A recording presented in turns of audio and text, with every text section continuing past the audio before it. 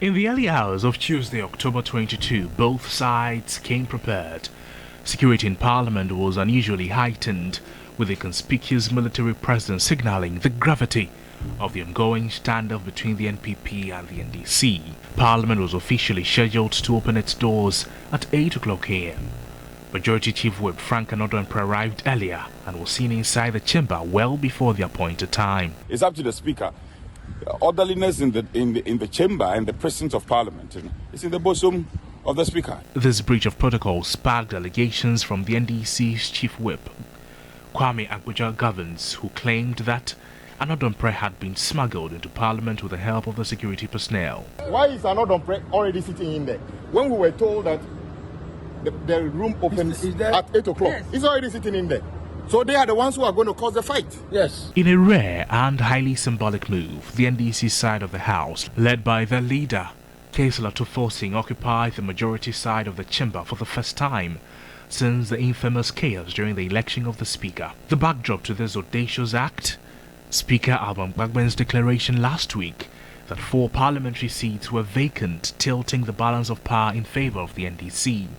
But with the Supreme Court freezing Gbagben's ruling, the NPP continued to insist they hold the majority, sparking a constitutional tug-of-war. As the day began, the NPP members of Parliament, led by Alexander Pinyo-Makin, were not prepared to engage in a direct confrontation over the seating arrangement. In a gesture aimed at avoiding chaos, the NPP staged a strategic walkout, retreating to their offices, while their political rivals laid claim to the majority seats. We will not give that lawless platform that NDC is seeking. We will not give them that theater they so aggressively seek. This will disrupt democracy and to destroy our nation. We believe that the appropriate thing is to quietly yield to them and wait upon Mr. Speaker.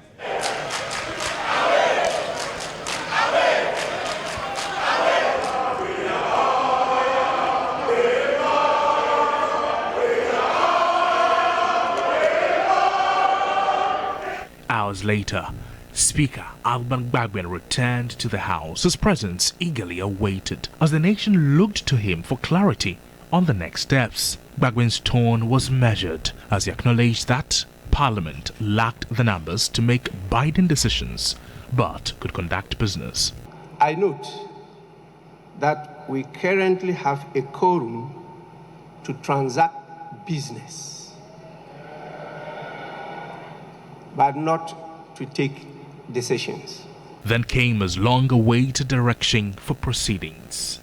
In view of the current circumstances, the fact that there is a question on the composition and constitution of Parliament, and having regard to the public interest and the exigencies of the state of affairs in Parliament, I will proceed to, in accordance with Standing Orders 59, adjourn the House indefinitely.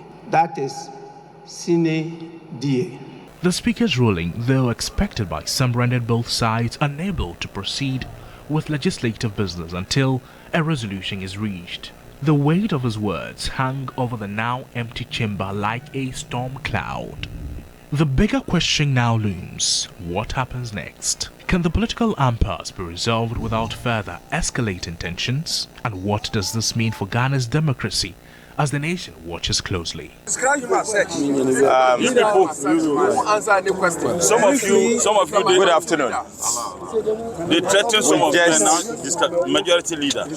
We want to make something very clear. The NDC members of Parliament are in the majority in Ghana's Parliament.